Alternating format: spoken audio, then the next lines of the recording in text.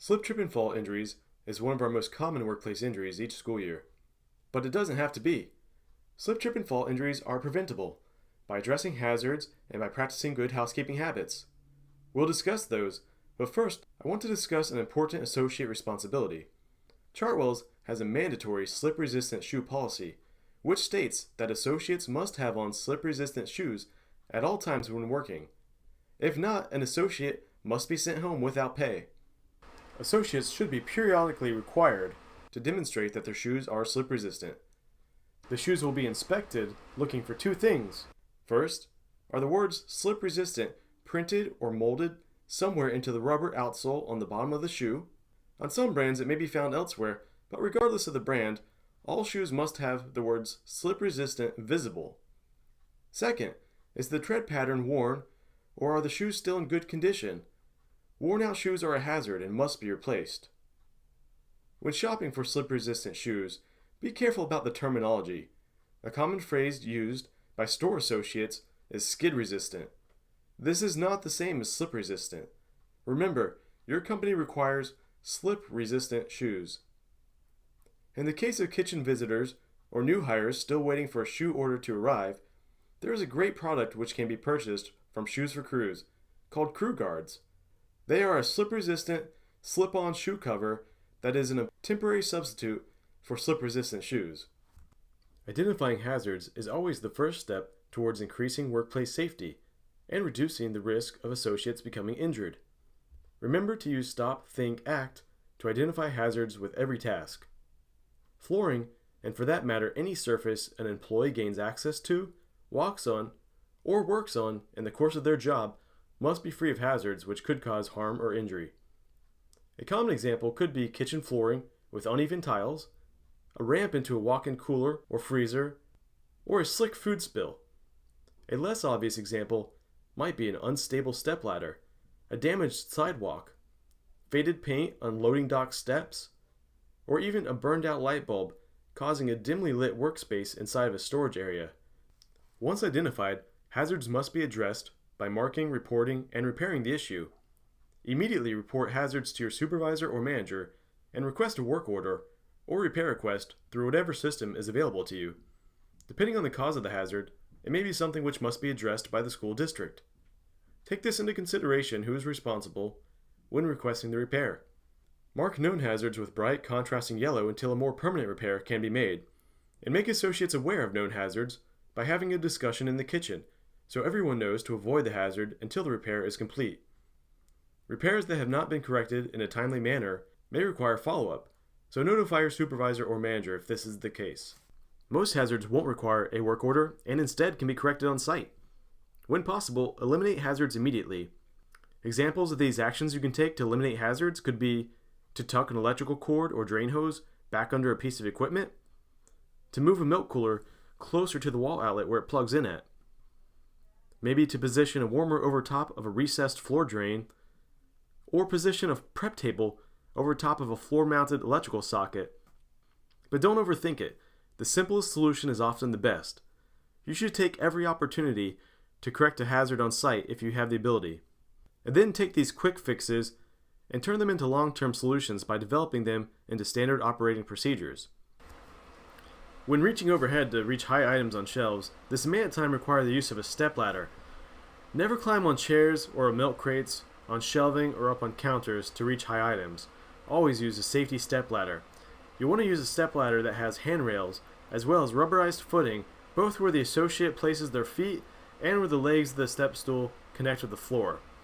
Most common office step stools do not suffice and should be removed from the unit. Some slip, trip, and fall injuries are caused by water on floors. Slip-resistant floor mats should be used in these areas where water is common, such as at the dishwashing sink or in the dish room, at the vegetable washing station, also beside the steamer. You'll want to avoid ever leaving slip-resistant floor mats rolled up in walkways.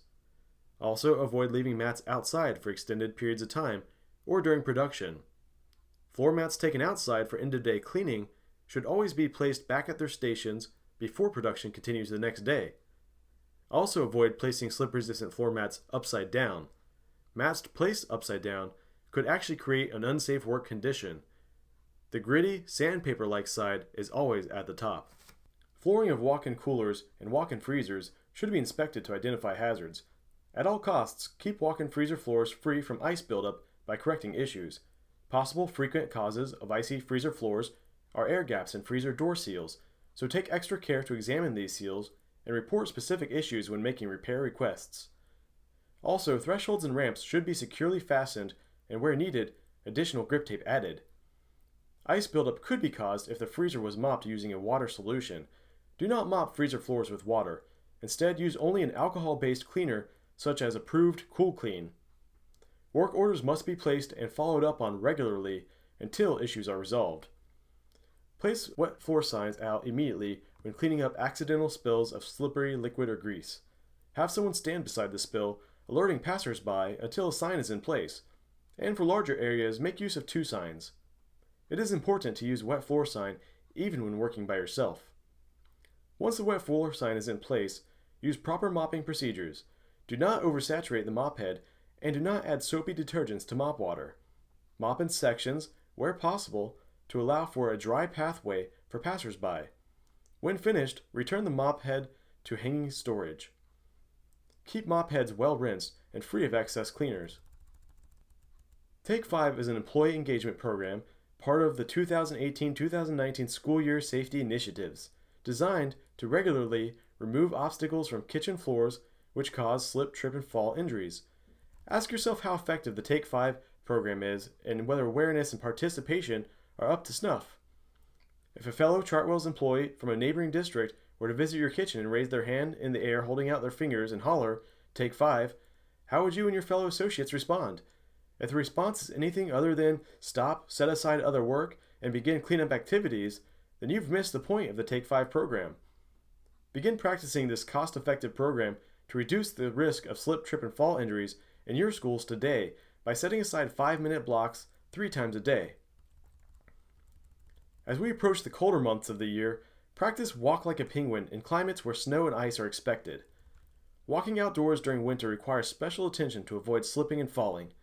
In cold weather,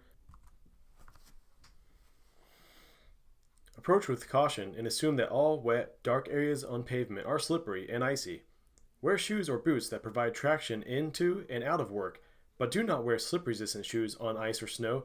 It gets caught in the treads and makes them more dangerous.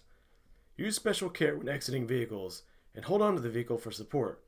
Walk in designated walkways, and look ahead when you walk. Point your feet out slightly like a penguin. Spreading your feet out slightly while walking on ice increases your center of gravity. Bend slightly at the knees and waist, and walk flat-footed with your center of gravity directly over your feet as much as possible. Extend your arms out to your sides to maintain balance, and keep your hands out of your pockets.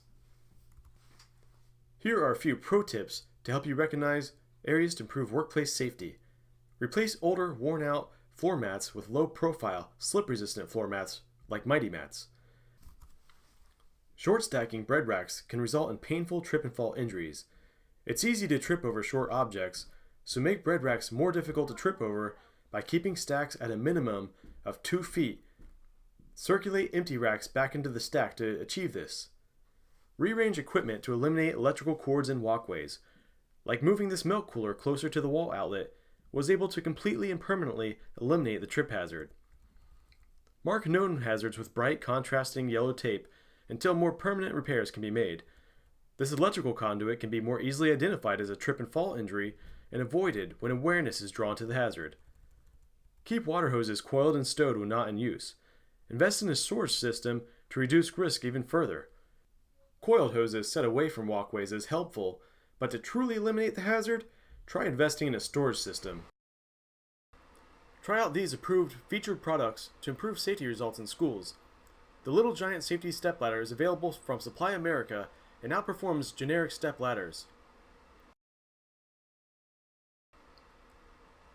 Mighty Mats can be ordered through Shoes for Crews corporate account and are available in the classic, sectional, and anti-fatigue varieties.